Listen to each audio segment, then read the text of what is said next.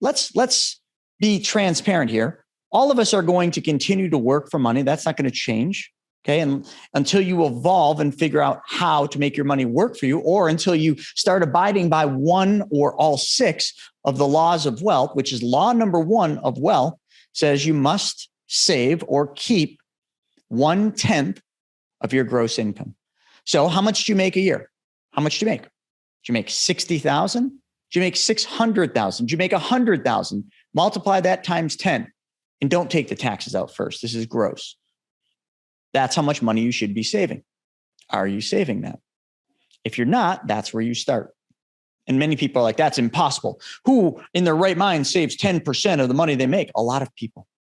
More than you can imagine, because they follow the first law of wealth, which is save and keep 1/10 of your money. But law number 2 falls right into that change of one thing. Law number 2 of wealth says your money must work for you. Law number 2 of wealth does not say your money should work for the bank. Law number 2 does not say your money should work for your advisor. Law number 2 does not say your money should work for Wall Street. Law number 2 says your money should work for you. Well, your money can't work for you until you change one thing, and that one thing puts you back in control of your money. The wealthy have figured this out many, many years ago, hundreds of years ago. The Rockefellers, the Rothschilds, the Walt Disneys, the Ray Krocs, gosh, right up to the sitting president today. A large portion of their wealth is not warehoused in traditional banks.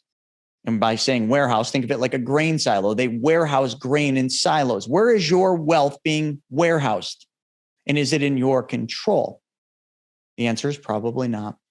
It's probably in control of the bank, in control of Wall Street, where you don't call the shots. You might pick and choose in Wall Street what funds you invest in, what stocks you invest in, but who's in control of that? Do you control what the companies that mutual fund owns does? No, you do not. You simply controlled the one pick of what mutual fund you wanted, if you even did that. And we wonder why we ride this crazy roller coaster ride. I used to often wonder that. I'd be up. Oh, then I'd have a bad event and bring me back down. Then I'd be up and I'd have another event that brought me down. I never actually stepped back to think about why that was. And it came down to one thing. I had given up control of my money.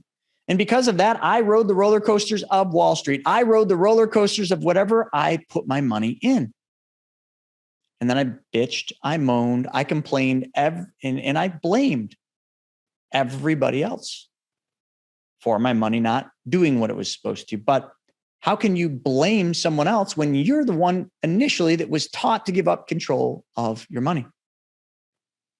Now, that one change and where that money goes is quite simple. My book that I already told you about, Mapping Out the Millionaire Mystery, tells you all about it. So without wasting any time talking about that one change, why don't you just grab a copy of my book at chrisnaugle.com and read the book, or go to chrisnaugle.com. Maybe you don't like to read, and watch the 90-minute video that will tell you all about where your money should go first, where your 10% of the money you make should go first. It's that simple, folks.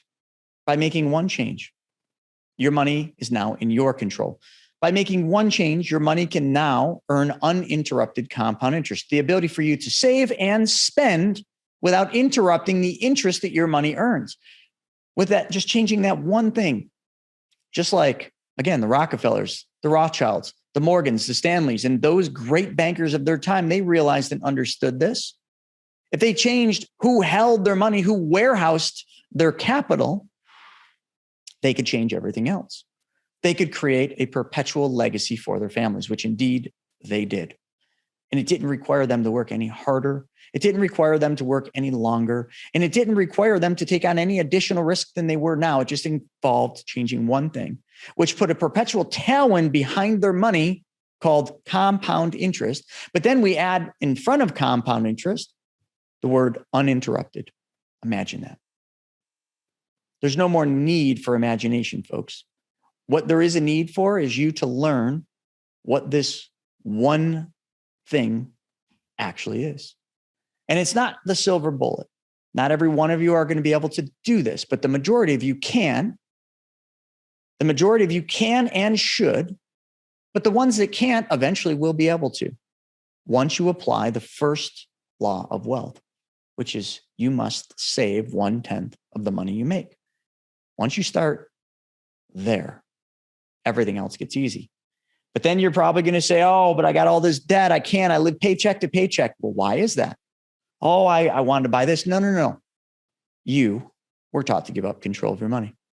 You didn't have control of your money. Otherwise, you could have financed all those things that you bought using those credit cards. If you had the money in your control, if you applied the first law of wealth and then the second law, which is make your money work for you, those things could have been how your money was working for you. But instead, you didn't. You gave up control of your money. You then put that control in the banks, which then lent the money back to you via credit card, lines of credit, or car loans, or any other loan at a higher interest rate than what they pay you. You see, you have created the problem for yourself. And it's very easy to change. You got to change your mindset first. You got to somehow find the way to get off of the path everybody else is on, which is the path that leads you to the big lie, which the big lie is you've been taught to give up control of your money. But you've also been taught something else. So let's go into the other one thing you have to change, which is your mindset. So let's talk about that. You know, I read a lot of books, but there's a couple things I listen to on a very regular basis. One of them is Earl Nightingale's The Strangest Secret in the World. And in that reading, which is about 29 minutes, Earl goes on to explain that he has gone on a life journey to figure out what is the difference between someone that is successful and someone that is not. And he boils it down in his little talk to one thing. What is the one thing that makes the difference between someone being successful and someone not being successful? Do you know what it is? Because if you don't, this is very important. And it all comes down to mindset. Here's how he explains it. He went out and he interviewed 100 20-year-olds. And he asked them all a single solitary question. Will you be successful at the age of 65? That was his question. What do you think the answer of all 100 of these 20-year-olds was? Of course, it was yes. Every one of them with resounding confidence said, of course, yes, I'm going to be successful at the age of 65. Great. So now we got a bunch of motivated, optimistic 20-year-olds. Earl goes on to fast forward through time. And he goes to the age of 65, where he resorts over to Social Security for statistics. And he says, those 20-year-olds, those 100 20-year-olds, what has happened to them? Have they all gone on to be successful? Well, the statistic created by Social Security says this. Out of those 100 20-year-olds, only 5 of them will be financially successful, which means there's a failure rate of 95%. So 95 out of the 100 20-year-olds that all said they were going to be successful, 95% of them are not financially successful, period. Out of the 5 that were, only one of them is wealthy. Only one. The rest are financially successful. So why is that?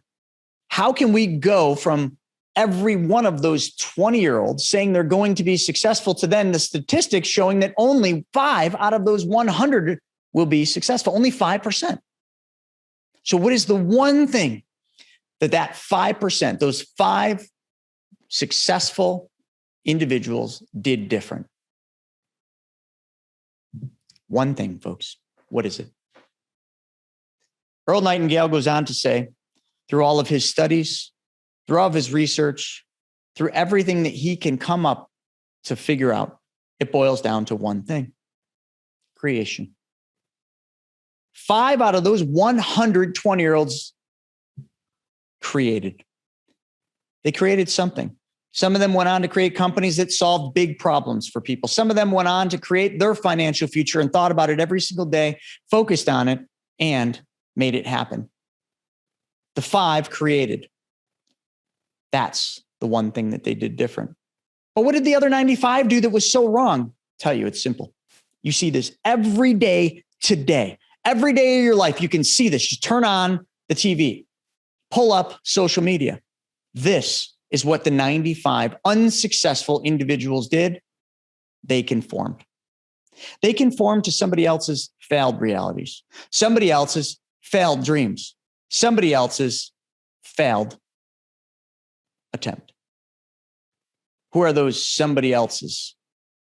Our great-grandparents, our grandparents, our mom, our dads.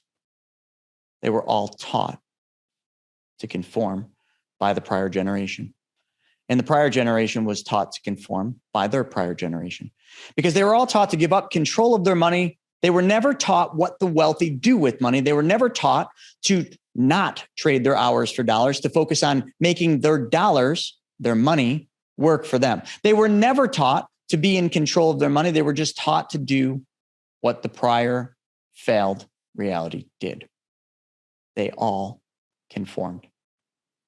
So there you have it. The mindset shift that you have to undertake is one of creation.